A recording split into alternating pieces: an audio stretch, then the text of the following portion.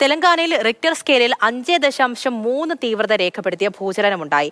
മുളകുവിൽ ഇന്ന് രാവിലെ 7:27 ഭൂചലനമുണ്ടായത്.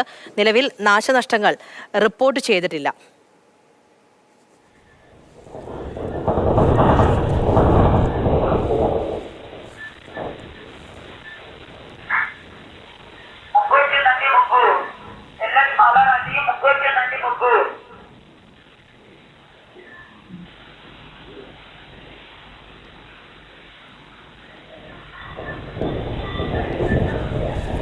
കെ.ബി. ശ്രീധരൻ വിവരങ്ങൾ നൽകും. ശ്രീധരൻ, ആ ഭൂചലനത്തിന്റെ ഒരു ദൃശ്യം നമ്മൾ കാണുന്നുണ്ട്.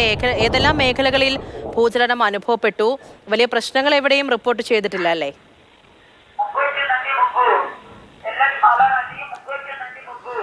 പൂജ, ഛത്തീസ്ഗഡ് തെലങ്കാന അതിർത്തിയിലുള്ള മുളുഗു ജില്ലയിലാണ് ഇന്ന് രാവിലെ 7:27 ഭൂചലനം ഉണ്ടായത്. റിക്ടർ സ്കെയിലിൽ 5.3 രേഖപ്പെടുത്തിയിരുന്നു ഈ ഭൂചലനം. ഏതായാലും ഇതിന്റെ പ്രകമ്പനം സമീപ പ്രദേശങ്ങളിലേക്കൊക്കെ ഉണ്ടായി. അത് ഹൈദരാബാദിലും അതുപോലെ തന്നെ ആന്ധ്രാപ്രദേശിലെ വിവിധ സംസ്ഥാനങ്ങളിലും ഇതിന്റെ പ്രകമ്പനം ഉണ്ടായതായാണ് ഇപ്പോൾ ലഭിക്കുന്ന വിവരം.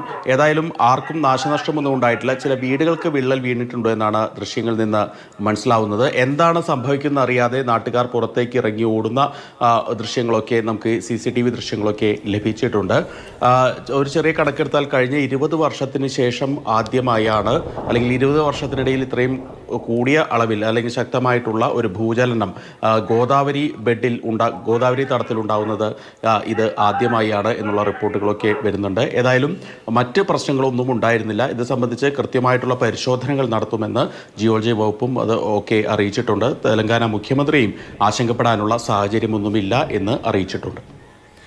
ശരി, കെ.ബി. ശ്രീധരനാണ് വിവരങ്ങൾ നൽകിയത്.